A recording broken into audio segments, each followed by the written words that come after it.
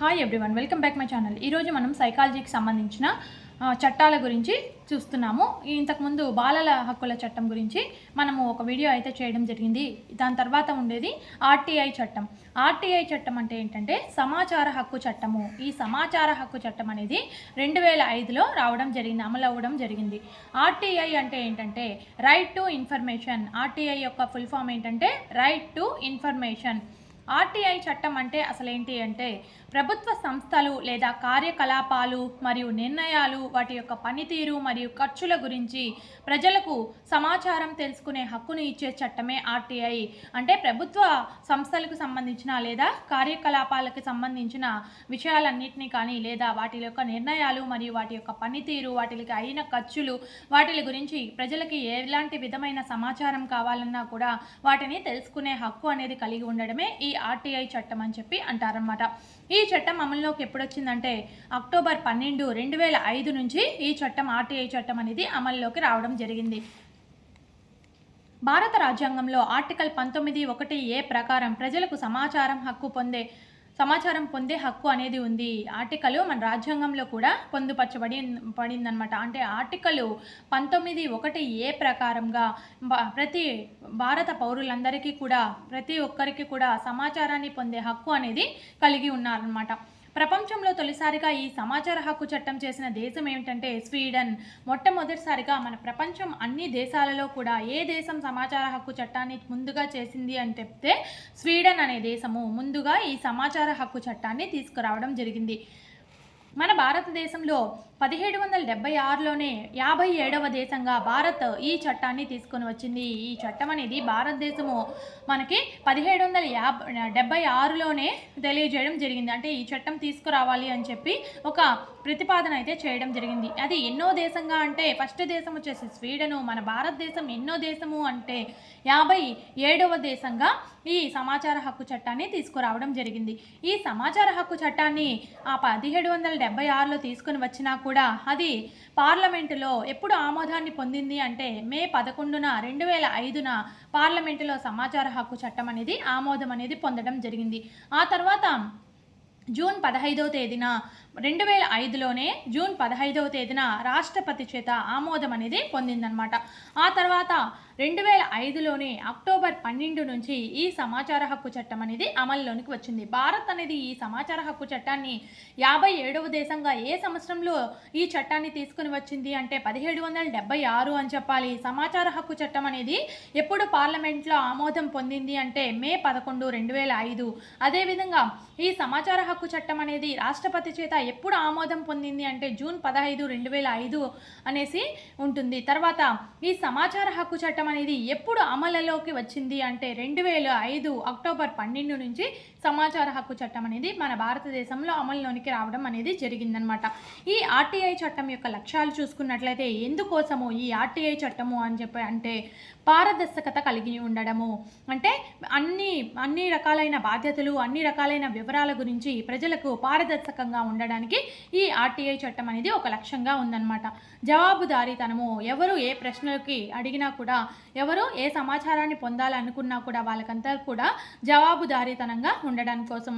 అవినీతి నిరోధము, అవినీతి ఏమీ జరగకుండా నిరోధించడానికి మరియు ప్రజల పాలనలో భాగస్వామ్యాన్ని కల్పించడం. ప్రజలు కూడా ఈ పాలనలో వాళ్ళు పాలనలో భాగస్వామ్యం అనేది కావడం కోసం ఈ ఆర్టీఐ చట్టం అనేది ఒక లక్ష్యంగా ఉందన్నమాట. అదేవిధంగా ప్రజాస్వామ్యాన్ని బలోపేతం చేయడము. ప్రజాస్వామ్యం అంటే ఏంటంటే ప్రజల చేత, ప్రజల కోసం, ప్రజల కొరకు ఎన్నుకోబడిన ప్రభుత్వమే ప్రజాస్వామ్యం అంటారు. కాబట్టి ప్రజలు కూడా ఇందులో భాగస్వామ్యం అవ్వాలి అని చెప్పి ఈ ప్రజాస్వామ్య వ్యవస్థని బలోపేతం చేయడానికి ఈ లక్ష్యంగా పెట్టుకుంది ఆర్టీఐ చట్టం అన్నమాట. తర్వాత ఈ ఆర్టీఐ చట్టము ఎవరు దరఖాస్తు చేసుకోవచ్చు, ఈ సమాచారం పొందడానికి ఎవరెవరు దరఖాస్తు చేసుకోవచ్చు అంటే భారత పౌరుడు ఎవరైనా కూడా ఈ సమాచార హక్కు చట్టాన్ని దరఖాస్తు చేసుకోవచ్చు అన్నమాట. వయస్సుతో సంబంధం లేదు, చిన్నైనా పెద్దయినా ఎవరైనా కూడా ఏ సమాచారాన్ని పొందడానికి దరఖాస్తు అనేది చేసుకునేదానికి వీలుగా ఉందన్నమాట. దరఖాస్తుకు కారణం చెప్పవలసిన అవసరం లేదు. ఆ దరఖాస్తు చేయడానికి నీకు ఎలాంటి కారణం అనేది చెప్పాల్సిన అవసరం అనేది ఏమీ ఉండదన్నమాట. సమాచారంలో పొందగలిగిన అంశాలు మనము ఈ వేటి గురించి అయితే మనం తెలుసుకోగలుగుతామంటే వివిధ ప్రభుత్వ కార్యాలయాల్లో ఉండే ఫైళ్ళు మరియు పత్రాలకు సంబంధించిన సమాచారం తెలుసుకోవడానికి, మరియు వాటి యొక్క నిర్ణయాలు మరియు వాటి యొక్క కారణాలు, అలాగే బిల్లులు, ఖర్చులు, నివేదికలు, గణాంకాలు, అనుమతులు, లైసెన్సులు, ప్రజా ప్రాజెక్టుల యొక్క వివరాల గురించి అంతా కూడా మనం సమాచారాన్ని పొందే హక్కు అనేది కలిగి ఉందన్నమాట. తర్వాత దరఖాస్తు ఎలా చేసుకోవాలి? మనము ఏదైనా ఒక సమాచారాన్ని మనం పొందాలి అనుకుంటే దానికోసం ఏ విధంగా దరఖాస్తు చేసుకోవాలి అంటే, ఆ సంబంధిత శాఖలో మనం ఏ శాఖలో అయితే సమాచారాన్ని కావాలి అనుకుంటున్నామో ఆ సంబంధిత శాఖలో పిఐఓ అనే ఆఫీసర్కి మనము దరఖాస్తు చేసుకోవాలి. ఈ పిఐఓ ఆఫీసర్ అంటే ఎవరంటే, పిఐఓ యొక్క ఫుల్ ఫామ్ వచ్చేసి పబ్లిక్ ఇన్ఫర్మేషన్ ఆఫీసర్, అంటే ప్రజలకి సమాచారాన్ని అందించే అధికారి అన్నమాట. ఇక్కడ ఈ విధంగా ఈ పిఐఓ ఆఫీసర్కి మనము ఆ సంబంధిత శాఖలో మనం దరఖాస్తు చేసుకోవాలి. ఏ విధంగా చేయాలంటే, ఒక ఖాళీ కాగితం మీద, ఒక సాదా కాగితం మీద మనం తెలుగులో అయినా కానీ ఇంగ్లీష్లో అయినా కూడా మనము ఏ విధమైన మనకి సమాచారం అనేది కావాలి అని చెప్పి రాసి మనము దరఖాస్తు చేసుకోవాల్సి ఉంటుంది. దీనికి 10 రూపాయల ఫీజు అనేది చెల్లించాలి. కొన్ని రాష్ట్రాల్లో ఈ సమాచారాన్ని పొందడం అనేది ఆన్లైన్ ద్వారా కూడా చేస్తున్నారన్నమాట. ఈ సమాచారానికి మనం దరఖాస్తు చేసుకున్న తర్వాత ఎన్ని రోజుల్లో వాళ్ళు సమాచారం అనేది మనకు అందించాలంటే 30 రోజుల్లో సమాచారం అనేది మనకి అందజేయాలన్నమాట. మొత్తము ఈ ఆర్టీఐలో 6 చాప్టర్లు అనేటివి ఉన్నాయి. ఈ ఆర్టీఐ చట్టంలో ఎన్ని చాప్టర్లు ఉన్నాయంటే 6 చాప్టర్లు ఉంది. ఇక్కడ సమాచార హక్కు చట్టం, ఈ సమాచార హక్కు చట్టం అనేది ఏ రకమైన హక్కు, మనకి ఏ రకమైన హక్కు అంటే చట్టబద్ధమైన హక్కుగా మనం చెప్పొచ్చు అనమాట. సమాచార హక్కు చట్టబద్ధమైన హక్కు. ఇక్కడ ఒక్కొక్క చాప్టర్ గురించి, అందులో ఏమేమి అంశాలు ఉన్నాయో గురించి ఇప్పుడు తెలుసుకుందాం. చాప్టర్ 1లో ప్రాథమిక అంశాలు, ప్రాథమికంగా తెలుసుకోవాల్సిన అంశాలు అనేది చాప్టర్ 1లో పొందుపరచబడి ఉంటాయన్నమాట. ఈ చాప్టర్ 2005 అక్టోబర్ 12 నుంచి జమ్మూ కాశ్మీర్ మినహా భారత్ అంతా అమల్లోనికి రావడం జరిగింది. ఇక్కడ ఈ చట్టం అనేది, సమాచార హక్కు చట్టం అనేది మన భారతదేశంలో అమలైంది. ఎప్పుడు అమలైంది? 2005 అక్టోబర్ 12 నుంచి మొత్తము భారతదేశం మొత్తం అమలైనా కూడా జమ్మూ కాశ్మీర్లో తప్ప మిగతా భారతదేశం అంతా కూడా ఈ చట్టం అనేది అమల్లోనికి రావడం జరిగింది. ప్రభుత్వం అంటే కేంద్రము, రాష్ట్రము, స్థానికము. మనకి ప్రభుత్వ శాఖల్లో, కార్యాలయాల్లో సమాచారం మనం పొందాలి అంటే ఏ కార్యాలయాలు ప్రభుత్వం కిందకి వస్తాయంటే కేంద్రము, రాష్ట్రము, స్థానికంగా అన్నీ కూడా ప్రభుత్వం కిందకే రావడం జరుగుతుంది. సమాచారం అంటే రికార్డులు, మెమోలు, ఉత్తర్వులు, నివేదికలు సహా ఎలక్ట్రానిక్ రూపాలతో ఏ సమాచారమైనా మనము పొందే అవకాశం అనేది ఉంటుంది. అంటే కంప్యూటర్లో ఉండే సమాచారాన్ని అయినా కూడా, లేదా రికార్డుల్లో రాసి పొందుపరిచి ఉండే సమాచారమైనా, లేదా మెమోలు, లేదా ఉత్తర్వులు, నివేదికలు, ఏ విధమైన సమాచారమైనా మనము పొందడానికి మనకి హక్కు అనేది ఉంటుంది. ఈ సమాచార హక్కు అనగా పత్రాలను, రికార్డులను తనిఖీ చేసే హక్కు మరియు వాటి నకలు తీసుకోవడం, ఉన్న సమాచారాన్ని మనము ఎత్తి రాయడము, ఎలక్ట్రానిక్ రూపాల్లో ఉన్న సమాచారాన్ని అయినా పొందవచ్చు. అంటే ఈ సమాచార హక్కు మనకి పొందడం అంటే ఏంటంటే, ఈ విధమైన మనకు కావాల్సిన పత్రాల్లో ఉండే సమాచారాన్ని అయినా కానీ, లేదా రికార్డుల్లో ఉండే సమాచారాన్ని అయినా కానీ మనము నకలు తీసుకోవడం, అంటే వాటి యొక్క జెరాక్స్లు అనేది మనం తీసుకోవడానికి వీలుగా ఉంటుంది. లేదా సమాచారాన్ని మనము ఎత్తి రాసుకోవడానికి, అంటే మనము దాన్ని నోట్ చేసుకోవడానికి, అదేవిధంగా ఎలక్ట్రానిక్ రూపంలో కంప్యూటర్లో ఉండేవి కూడా జెరాక్స్ తీసుకోవడానికి మనకి ఆ హక్కు అనేది ఉందన్నమాట. ఈ విధమైన ప్రాథమిక అంశాలన్నీ కూడా చాప్టర్ 1లో ఇవ్వడం జరిగింది. తర్వాత చాప్టర్ 2లో ఏ విధంగా ఇచ్చున్నారంటే, చాప్టర్ 2లో ఏమి విధులు ఉన్నాయంటే అధికార యంత్రాంగాల విధులు. దీనికి సంబంధించిన ఆర్టీఐకి సంబంధించిన అధికారులు యొక్క యంత్రాంగాలు ఏ విధంగా వాళ్ళ యొక్క విధులు అనేవి ఉంటాయి అని చెప్పి చాప్టర్ 2లో ఇవ్వడం జరిగింది. అన్ని ప్రభుత్వ యంత్రాంగాలు సక్రమంగా రికార్డులు నిర్వహించాలి. అన్ని ప్రభుత్వాలు కూడా ఈ సమాచార హక్కు చట్టం కింద ఏముందంటే, అన్ని ప్రభుత్వాలు కూడా సక్రమమైన రికార్డులు అనేటివి వాళ్ళు నిర్వహించుకోగలగాలన్నమాట. ప్రభుత్వ కార్యాలయంలో పౌర సమాచార అధికారి అంటే పిఐఓ అనేది ఉండాలి. ప్రతి ప్రభుత్వ కార్యాలయాల్లో కూడా ఈ పిఐఓ ఆఫీసర్ అనే వాళ్ళు ఉండాలన్నమాట. భారత రాజ్యాంగం గుర్తించిన ఏ భాషలోనైనా సమాచారాన్ని అందించాలి. మన భారత రాజ్యాంగం అనేది గుర్తించిన ఏ భాషలోనైనా కూడా వ్యక్తి సమాచారాన్ని అడిగినట్లయితే ఆ సమాచారాన్ని మనము ఏ భాషలోనైనా అందించగలిగే విధంగా ఉండాలన్నమాట. సమాచార దరఖాస్తు సమస్యలకు సంబంధించి చేసుకున్న 5 లేదా 30 రోజుల్లో సమాచారం అందించాలి. సమాచారం కావాలి అని చెప్పి దరఖాస్తు చేసుకున్న వ్యక్తికి ఎన్ని రోజుల లోపల సమాచారం అనేది అందించాలి అంటే, తక్కువలో తక్కువ 5 నుంచి 30 రోజుల లోపల సమాచారాన్ని సమాచారాన్ని అనేది అందించగలగాలన్నమాట. మరియు ఆ సమాచారం అనేది జీవన మరణ సమస్యలకు సంబంధించినటువంటిది అయితే, అంటే ఒక మనిషి జీవితానికి లేదా ఒక మనిషి మరణానికి సంబంధించిన విషయం అయితే, సమాచారం అయితే అది ఎన్ని రోజుల లోపల అందించాలంటే 48 గంటల లోపల సమాచారం అనేది అందించాలన్నమాట. దరఖాస్తుదారుడు సమాచారం కోసం రుసుము చెల్లించాలి. రుసుము అనేది చెల్లించాలన్నమాట. ఇంతకు చెప్పుకున్న విధంగా 10 రూపాయలు అయితే రుసుము చెల్లించాలి. ఈ రుసుము అనేది ఏ విధంగా చెల్లించవచ్చు? నగదు రూపంలో చెల్లించవచ్చు, చెక్కు, చలానా, పోస్టల్ ఆర్డర్, కోర్టు స్టాంపులు మరియు డిమాండ్ డ్రాఫ్టుల రూపంలో ఏ రూపంలో అయినా కూడా దరఖాస్తుదారుడు ఈ సమాచారం పొందడానికి రుసుము అనేది ఈ వివిధ రూపాలలో చెల్లించవచ్చు అన్నమాట. రుసుము గ్రామ స్థాయిలో ఉచితంగా ఉంటుంది. మండల స్థాయిలో 5 రూపాయలు, జిల్లా స్థాయిలో 10 రూపాయలు చెల్లించాలి. ఇక్కడ ఈ గ్రామ స్థాయిలో మనం సమాచారం తెలుసుకోవాలంటే అక్కడ ఫ్రీగానే, ఉచితంగానే, రుసుము ఏమీ చెల్లించకుండానే మనం సమాచారాన్ని పొందగలుగుతాం అనమాట. కానీ మండల స్థాయిలో మనము ఆ రుసుము ఛార్జీ అనేది ఎంత ఉంటుందంటే 5 రూపాయలు ఉంటుంది. జిల్లా స్థాయిలో సమాచారాన్ని మనం పొందాలి అనుకుంటే 10 రూపాయలు అనేది మనము రుసుము అనేది చెల్లించాల్సి ఉంటుందన్నమాట. సమాచార అధికారి చట్టాన్ని ఉల్లంఘిస్తే 250 రూపాయల జరిమానా అనేది విధించబడుతుంది. ఈ సమాచారాన్ని అందించే అధికారి అనేది ఏవైనా అతను ఆ చట్టాన్ని కానీ ఉల్లంఘిస్తే, అతను సమాచారాన్ని తెలియచేయనట్లయితే, అతను ఏమైనా తప్పు చేసినట్లయితే 250 రూపాయల జరిమానా అనేది అతనికి విధించడం జరుగుతుంది. ఇది ఎక్కువలో ఎక్కువ ఎంత ఉంటుందంటే 25,000 వరకు మించకుండా 25,000 రూపాయల లోపలే అతనికి జరిమానా అనేది విధించడం జరుగుతుందన్నమాట. తర్వాత చాప్టర్ 3లో ఏమున్నాయంటే కేంద్ర సమాచార కమిషన్ గురించిన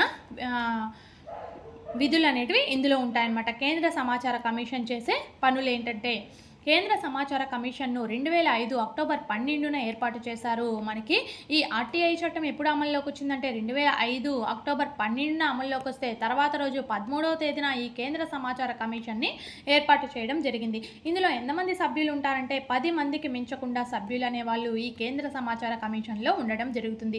వీళ్ళ యొక్క పదవీ కాలం అంటే ఎంతవరకు ఉంటుందంటే 5 సంవత్సరాలు వీళ్ళ యొక్క పదవీ కాలం అనేది ఉంటుంది. వీళ్ళకి 65 సంవత్సరాలు అనేది పదవి వయస్సు అనేది ఉంటుంది. వీరికి చీఫ్ ఎలక్షన్ కమిషన్కి వర్తించే జీతాలు అనేవి ఈ కేంద్ర సమాచార కమిషన్కి వర్తించడం జరుగుతుంది. వీరిని రాష్ట్రపతి మరియు ప్రధానమంత్రి లోక్సభలోని ప్రతిపక్ష నేతల సలహా మేరకు నియమిస్తారు. ఈ కేంద్ర సమాచార కమిషన్ని ఎవరు నియమిస్తారంటే రాష్ట్రపతి అయినా లేదా ప్రధానమంత్రి అయినా లేదా లోక్సభలోని ప్రతిపక్ష నేత యొక్క సలహా మేరకు మాత్రమే ఈ కేంద్ర సమాచార కమిషన్ని నియమించడం జరుగుతుందన్నమాట. తర్వాత నెక్స్ట్ చాప్టర్ 4 చూసినట్లయితే రాష్ట్ర సమాచార కమిషను. ఈ రాష్ట్ర సమాచార కమిషన్లో కూడా 10 మంది సభ్యులు అనే వాళ్ళు ఉంటారు. వాళ్ళ యొక్క పదవీ కాలం కూడా 5 సంవత్సరాలు ఉంటుంది. వాళ్ళ యొక్క పదవీ వయసు 65 సంవత్సరాల వరకు ఉంటుందన్నమాట. వీళ్ళని ఎవరు నియమిస్తారంటే గవర్నర్ వీరిని నియమిస్తారు. కేంద్ర సమాచార కమిషన్ని ఎవరు నియమిస్తారు? రాష్ట్రపతి, ప్రధానమంత్రి నియమిస్తే రాష్ట్ర సమాచార కమిషన్ని గవర్నర్ గారు నియమించడం జరుగుతుంది. రాష్ట్ర ఎన్నికల కమిషన్ జీతభత్యాలు వీరికి సమానంగా ఉంటుంది. రాష్ట్ర ఎన్నికల కమిషన్కి ఎంతైతే జీతభత్యాలు అనేది ఉంటాయో వీళ్ళకి కూడా రాష్ట్ర సమాచార కమిషన్కి కూడా వాళ్ళకి జీతభత్యాలు అనేవి సమానంగానే ఉంటాయన్నమాట. రాష్ట్ర స్థాయిలో సమాచార హక్కు చట్టాన్ని పర్యవేక్షిస్తుంది. మన రాష్ట్రం పరిధిలోనే ఈ సమాచార హక్కు చట్టం అనేది ఇది పర్యవేక్షిస్తూ ఉంటుంది. తర్వాత చాప్టర్ 5 తీసుకున్నట్లయితే సమాచార కమిషన్లు అధికారాలు. ఈ సమాచార కమిషన్లకు ఉండే అధికారాలు అనేటివి అన్నీ కూడా ఎందులో పొందుపరచబడి ఉంటుందంటే చాప్టర్ 5లో పొందుపరచబడి ఉంటుంది. ఏ వ్యక్తి ఫిర్యాదు చేసినా కూడా కేంద్ర రాష్ట్ర సమాచార కమిషన్ ఫిర్యాదు స్వీకరించి విచారణ జరపడం అనేది విధి. ఏ వ్యక్తి అయినా కూడా కేంద్రానికి మరియు రాష్ట్రానికి సమాచార కమిషన్ అనేది ఫిర్యాదు చేస్తే దాన్ని స్వీకరించి దాని మీద విచారణ అనేది జరపాలన్నమాట. సమాచారం అందని పక్షంలో కేంద్ర రాష్ట్ర కమిషన్కు ఫిర్యాదు చేయవచ్చు. మనకి గ్రామ స్థాయిలో కానీ మనకి సమాచారం అనేది ఎవరైనా అందించకపోయినట్లయితే కేంద్రం మరియు రాష్ట్ర కమిషన్లకు ఫిర్యాదు అనేది చేయవలసి ఉంటుందన్నమాట. చాప్టర్ 6 తీసుకున్నట్లయితే ఇతర నిబంధనలు. ఈ ఇతర నిబంధనలన్నీ కూడా ఈ చాప్టర్ 6లో పొందుపరచబడి ఉంటుంది. ఈ చట్టం కింద ఎలాంటి ఆదేశం జారీ అయినా దానిపైన విచారణ ఏ న్యాయస్థానం కూడా చేపట్టకూడదు. ఈ చట్టం ఆర్టీఐ చట్టం కింద ఎలాంటి ఆదేశాలు కూడా జారీ చేసినట్లయితే ఆ ఆదేశాల మీద అది తప్పు ఒప్పు అని చెప్పి ఏ న్యాయస్థానం కూడా దీని మీద విచారణ అనేది చేయకూడదన్నమాట. ఈ చట్టం కింద అప్పీలు చేయడం మినహాయించి ఆదేశాలను ప్రశ్నించరాదు. దీన్ని అప్పీల్ అనేది చేయాలి అంటే ఇలా చేయాలి అలా చేయాలి అని చెప్పి మాత్రమే అప్పీల్ అనేది చేయాలి. కానీ దీనిని వాటి యొక్క ఆర్టీఐ యొక్క ఆదేశాలని ఇక్కడ ప్రశ్నించకూడదనమాట. తర్వాత ఇంటెలిజెన్స్ బ్యూరో, సైనిక విషయాలు, భద్రతా సంస్థలకు, సిఐడి, ఏసీపీలకు ఈ చట్టం వర్తించదు. అంటే ఇంటెలిజెన్స్ బ్యూరో వాళ్ళకి మరియు సైనికులకి అంటే సైనిక సంబంధమైన విషయాలు తెలుసుకోవాలన్నా, భద్రతా సంస్థలకి సంబంధించిన విషయాలు మనం తెలుసుకోవాలన్నా, సిఐడి, ఏసీపీ వాళ్ళ యొక్క కేసులకు సంబంధించిన విషయాలన్నీ మనం తెలుసుకోవాలన్నా కూడా దానికి ఈ నియమం అనేది, ఈ చట్టం అనేది వర్తించదనమాట. ఆర్టీఐ చట్టం వర్తించదు. ఎందుకంటే అవన్నీ కూడా సైనిక విషయాలు, భద్రతా సంస్థలు, సిఐడి, ఏసీపీ అనేవి, ఇంటెలిజెన్స్ బ్యూరో అనేవి అవి అన్నీ కూడా గోప్యంగా ఉంచడం అయితే జరుగుతుందన్నమాట. ఈ చట్టం అమల్లోనికి రాగానే సమాచార స్వేచ్ఛ చట్టం 2002 అనేది రద్దయిపోయింది. అంతకుముందు ఈ చట్టం రాకముందు ఏ చట్టం అనేది ఉంది? సమాచార స్వేచ్ఛ చట్టం. అంటే సమాచారాన్ని స్వేచ్ఛగా తెలుసుకోవచ్చు అని చెప్పే చట్టం అనేది 2002లో రద్దయిపోవడం జరిగింది. అంతకుముందు ఈ ఆర్టీఐ చట్టం రాకముందు ఏ చట్టం ఉండేది అని చెప్పి కూడా క్వశ్చన్ రావచ్చు. సమాచార స్వేచ్ఛ చట్టం అనేది ఉండేదన్నమాట. అది ఎప్పుడు రద్దయిపోయింది? 2002లోనే రద్దయిపోవడం జరిగింది. తర్వాత ఆర్టీఐ చట్టం ఎప్పుడు వచ్చింది? 2005 అక్టోబరు 12వ తేదీన అమలు అవ్వడం జరిగింది. ఆ తర్వాత రోజు 13వ తేదీన కేంద్ర సమాచార కమిషన్ అనేది ఏర్పాటు అవ్వడం జరిగిందనమాట. ఇక్కడ పిఐఓ యొక్క బాధ్యతలు, సమాచార అధికారికి ఉండవలసిన బాధ్యతలు ఏంటంటే, వాళ్ళు ఏ వ్యక్తి అయినా కూడా సమాచారం కోసం దరఖాస్తులు అనేవి ఇచ్చినట్లయితే వాటిని స్వీకరించాలి. 30 రోజులు అనేది వాళ్ళకి టైం గడువు పెట్టి వాళ్ళ యొక్క సమాచారం అనేది అందించాలి. అవసరమైతే అదనంగా 30 రోజులు పొడిగించుకోవచ్చు. వాళ్ళ యొక్క సమాచారం వాళ్ళు అడగవలసిన సమాచారం అనేది అడిగినప్పుడు ఆ సమాచారానికి సంబంధించిన 30 రోజుల్లో సమాచారం అనేది ఇవ్వలేకపోతే ఇంకో 30 రోజులు పొడిగించుకోవడానికి అవకాశం అనేది వీళ్ళకి ఉంటుంది. దానికి కూడా వాళ్ళు కారణం అనేది చెప్పాలి. ఎందుకోసం ఇంకా 30 రోజులు వాళ్ళు అడుగుతున్నారు అని చెప్పి కారణం అనేది తెలియచేయాలి. పిఐఓ యొక్క బాధ్యతలు అన్నమాట ఇవి. అంటే తర్వాత చట్టంలోని మినహాయింపు తప్ప సమాచారం ఇవ్వడానికి నిరాకరించడం జరగకూడదు. అంటే చట్టంలో మినహాయింపు ఎవరికి? ఇంటెలిజెన్స్ బ్యూరోకి, సైనిక విషయాలు, భద్రతా సంస్థలు, సిఐడి, ఏసీపీలకు మాత్రమే మినహాయింపు అనమాట. వాటి యొక్క సమాచారం తప్ప మిగిలిన ఏ సమాచారం ఇవ్వడానికైనా కూడా ఈ పిఐఓ అనే అతను నిరాకరించడం అనేది జరగకూడదు అనమాట.